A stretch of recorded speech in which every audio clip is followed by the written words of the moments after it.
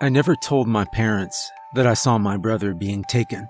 It's one of my first memories. I was 4 years old, and my few recollections from this time are mostly hazy.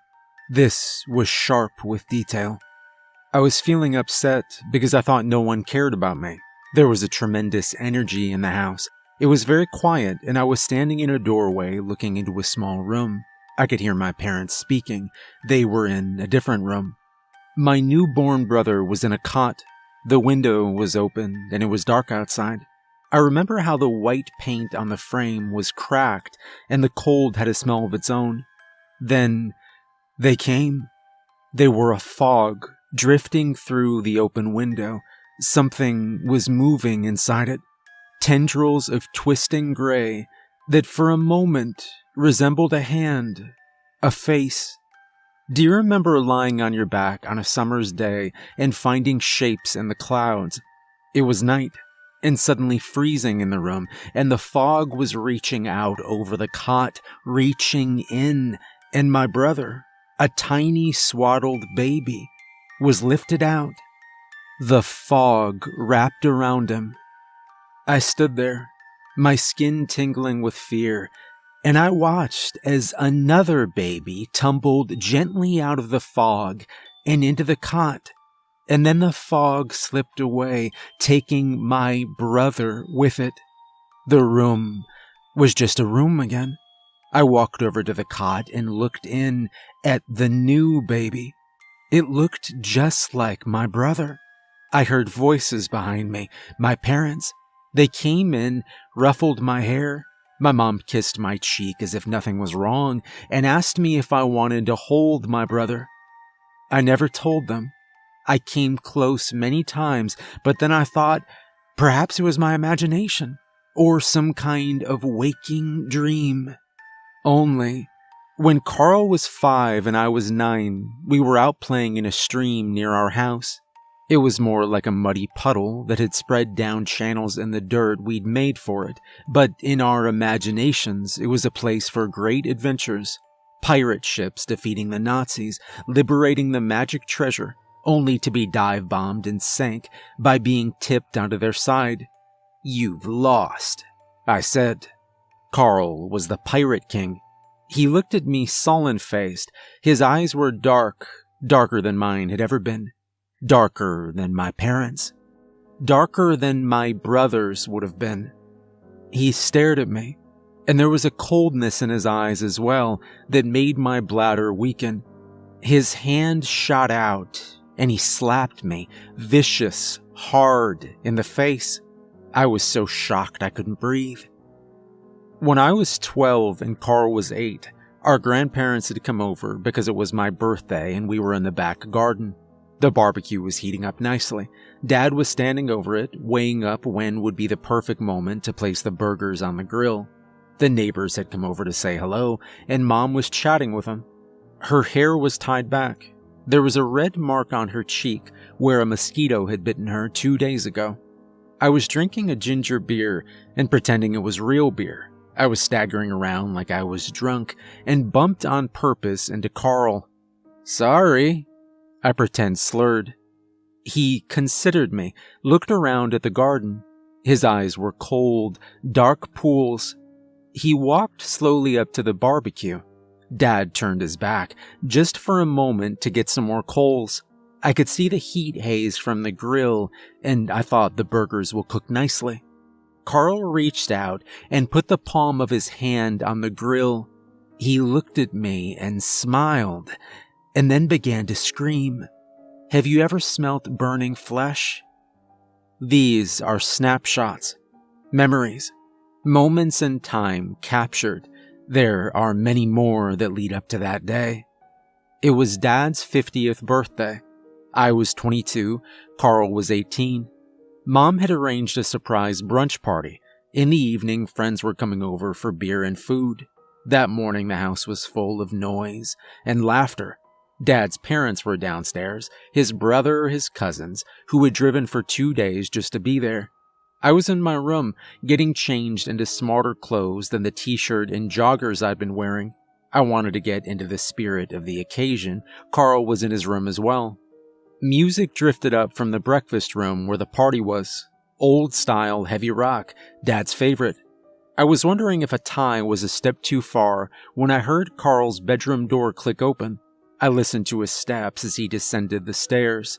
The laughter and buzz of chat continued. Then, suddenly, the music was cranked up.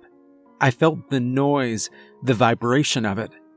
Then, as suddenly as it had ramped up, the music ended. There was silence. I felt lightheaded with dread, with the anticipation of what I would find as I made my way down the stairs. Carl stood in the hallway outside the breakfast room. He looked to be in a daze. "What have you done now?" I said. Carl looked at me and said, "I don't belong here. I was substituted for the thing that did. But you know that. You always have. I am a changeling, a creature of wonder born in a land far, far away, and brought here by my kind, my kin. People call us fairies." I thought of stories I'd read, of movies I'd seen, of gossamer wings, fragile beauty, lights shimmering in the air. Not this. Carl staring at me with his cold, dark eyes. I told him he was a crazy son of a bitch and added more of my opinion for good measure. Fairies do good deeds. They don't screw with you. He considered this for a moment before replying, "Sometimes we just want to make people smile." And with that, he was gone. He just slipped away. I swallowed, steeled myself, and went into the still silent breakfast room. Blood pooled on the tabletop, obscenely coated a stack of pancakes, dripping onto the floor. The family were all there. They stared blindly ahead, their throats cut, the flesh around their mouths sliced open into gaping, grotesque grins. What do I remember next? I remember touching my mom's face. Her skin was warm. It was slick with blood. I rested my head on her shoulder. I remember stumbling out into the street, collapsing onto my knees and beginning to weep. My mouth was open. I wanted to scream, but I had no voice. A neighbor from across the road emerged, an old man. He looked confused, concerned. Then he must have seen the blood that had ended up on me, because he turned and hurried back inside. I remember the sirens, an ambulance first, the paramedics crouching beside me, telling me their names, asking me mine. Then the first police car. I remember bursts of distorted voices as radios crackled, a conversation between two policemen and a paramedic. I don't know if they knew I could hear them. They were talking about whether I should be handcuffed before I was taken to the hospital. I wasn't shackled as I was led into the ambulance, but a policeman rode with me. At the hospital, I was cleaned up, given a gown and a couple of pills to swallow, then left in a small room by myself. It was early evening, I think, before two detectives arrived and asked me what had happened. I had nothing to hide, so I walked them through it the best I could. When I'd finished, they asked me if I knew where Carl might have gone. I didn't. And with that, the detectives left. They didn't ask me anything else about Carl. I guess they'd looked his records up, spoken to his teachers and social workers. They already knew how throughout his life, if he was challenged or left out, he reacted. Slapping me across the face if I won a childhood game, deliberately burning himself by placing his hand on a searing hot grill at a barbecue for my birthday. Once, after flunking an exam, the next day the backpack Carl brought to school stank, an intense, rancid smell. A teacher unzipped it and looked inside. A dead fox stared back up at him. Its eye sockets were empty, until maggots fat on their gorging emerged, wriggling into the light. That led to Carl's first expulsion from a school. More followed. There was counseling, court orders, spells in children's psychiatric units, but nothing stopped him. I sat in the room at the hospital by myself, and I started to feel sick. I managed to get to my feet and headed out into the hallway. I asked the first person I saw if they could help me, and then I must have passed out. I woke in a bed on a ward. I was told it was a psychiatric unit and that they wanted me to stay in for a few days. A week later, and I was still a patient when the detectives returned. They told me that after an intensive police search, they'd found my brother, Carl, living rough in dense forest 5 miles from the city, and he'd been charged with multiple counts of homicide. "He's not my brother," I said. "Sure, kid," they replied, exchanging knowing glances. "The changeling." Yes, the changeling. I got angry. "He's not my brother," I yelled over and over again. A nurse came with a sedative. I don't remember the detectives leaving. A few days later, I was discharged. I had nowhere else to go, so I went back home. It was taped off, guarded by a patrol car with 2 bored-looking officers inside. They offered to take me to a nearby motel and lent me the money to pay for the first night. I remember lying on the bed in the motel room the next morning when there was a knock on the door. Assuming it was the cops, I went to answer. I was surprised to see a woman dressed in a smart business suit standing there. "Hi," she said brightly. "I'm Samantha Cooper, your brother's attorney." Please don't take what I share next in the wrong way. I was 22 years old, and she was beautiful, with long auburn hair. So, instead of telling her to get lost because Carl was not my brother, I invited her in. I perched on the end of the bed. She stood. I was suddenly aware of the stale smell in the small room, painfully aware that a lot of it was coming from me. I was wearing thrift clothes from the hospital and hadn't showered for I couldn't remember how long. "So," she began, breaking what was becoming an uncomfortable pause, "I've been appointed by the state to defend your brother. What has happened is a tragedy, and to be straight with you, a lot of people have already made their minds up. But no matter how difficult the past your brother has had, everyone deserves a fair trial, and I will do everything in my power to ensure that happens." She paused, taking a breath. I had a feeling she'd practiced that little speech and was relieved it was out of the way. I considered telling her she was wasting her time, that Carl was a grade A psycho and a maximum security cell was the best place for him to spend the rest of his damn life. Only, she smiled at me. "Carl," she continued, as I appeared to have been dumbstruck, "says that he didn't kill anyone. He seems disorientated, somewhat distant, which is in some ways understandable considering the circumstances.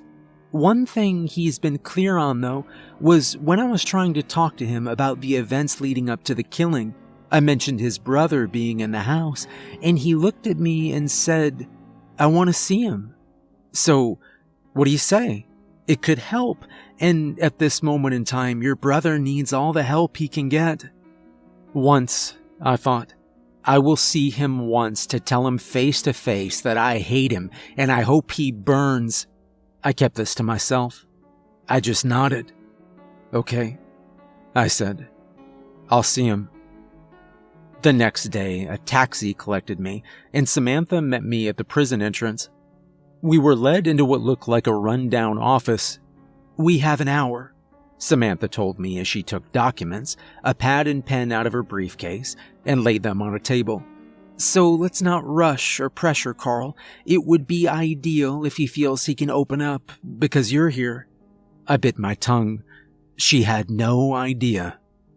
The door clicked open, and a man was led inside, flanked by 2 guards. His ankles, his wrists, were shackled. These were taken off while Samantha watched, arms crossed. The guards left. "Good to see you again, Carl," Samantha said. "Would you like to sit down?" Carl ignored her. He was looking at me. His eyes were brown, a soft, deep brown. The Carl I'd grown up with. had cold, dark eyes, the eyes of a twisted, sick individual, the eyes of a killer in waiting.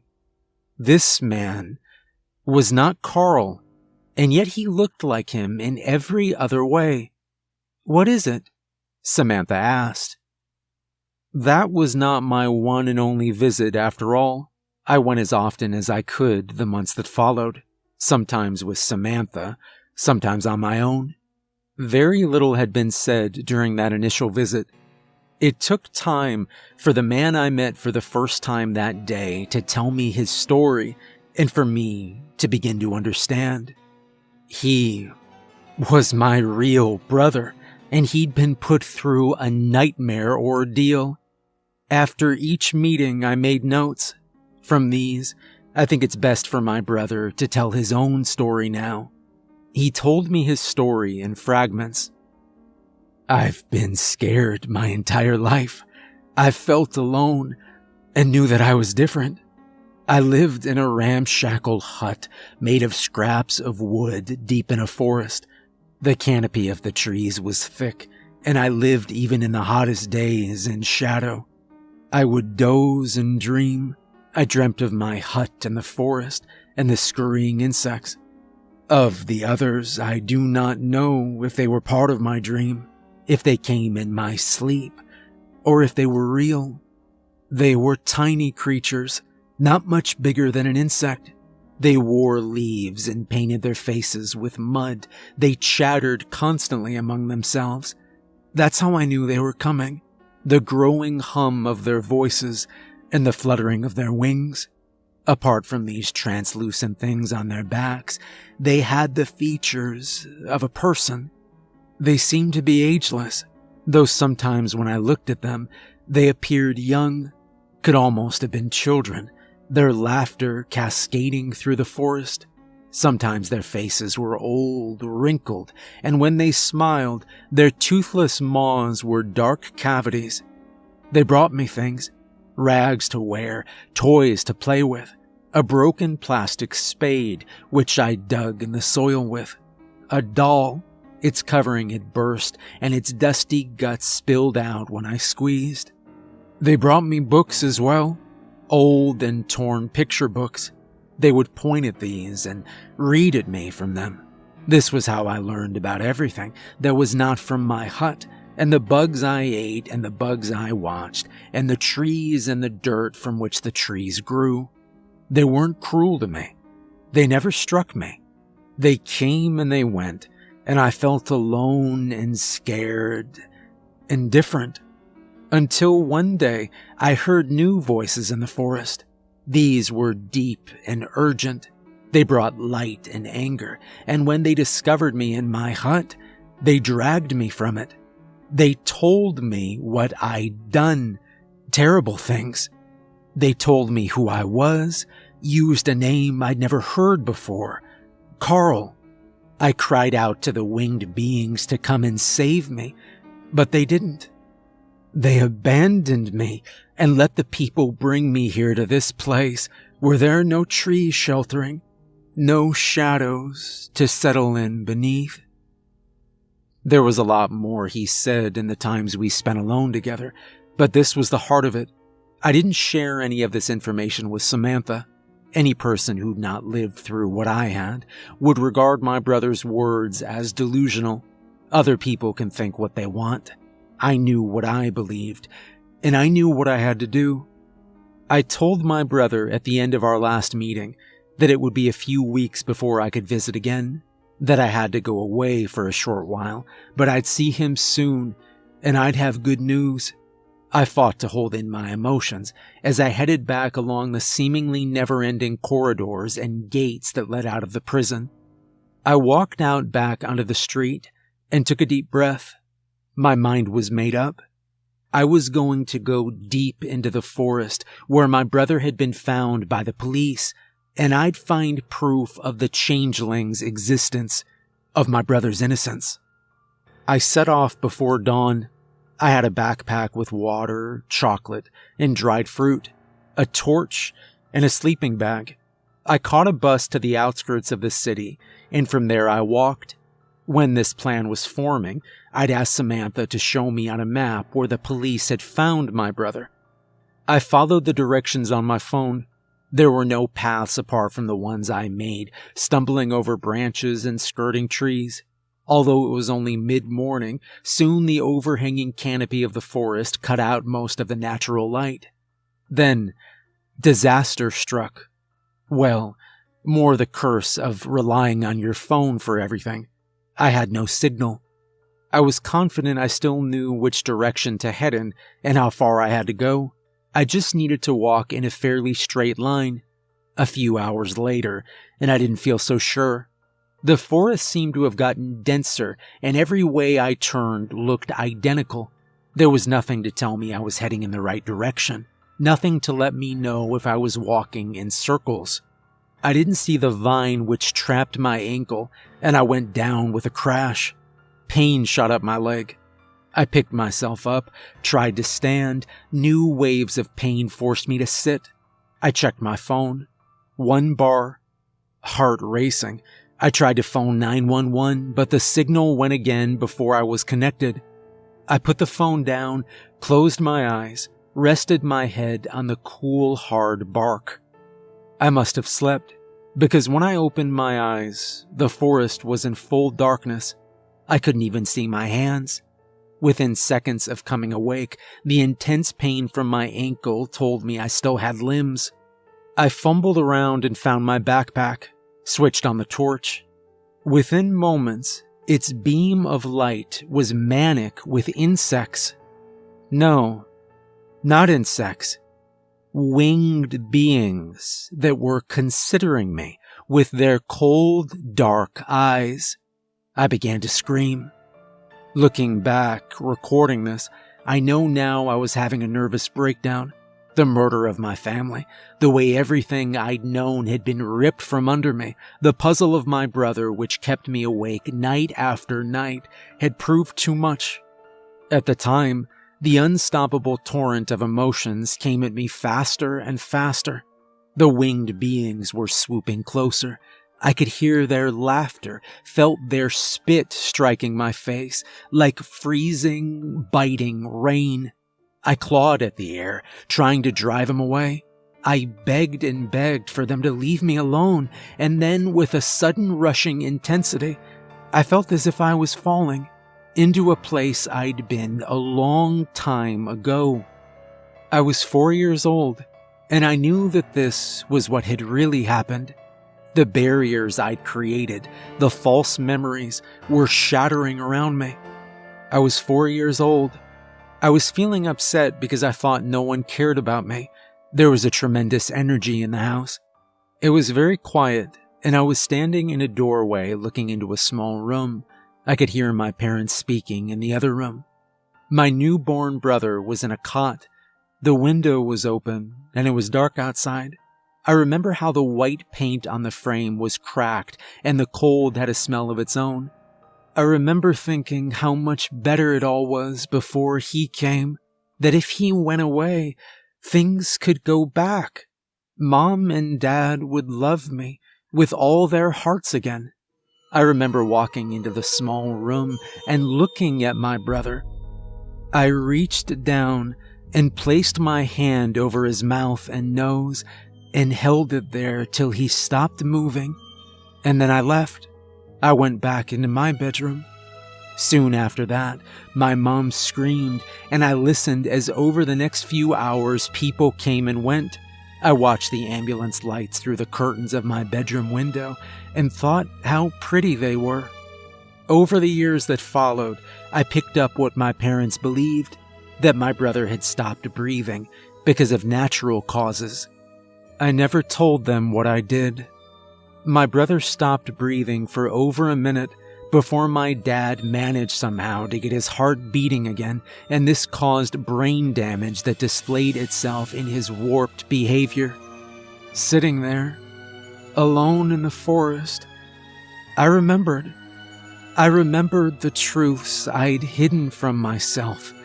I tried to kill my brother, and then I made things worse. I used to mock him when we were both still very small, telling him again and again, that he was different, that he didn't belong, that he'd been put in my real brother's place when he was a baby, all with the aim of provoking him into one of his rages. The first time he hurt me badly, I stopped, but by that stage, Carl's course in life was set. I'd turned my brother into the changeling.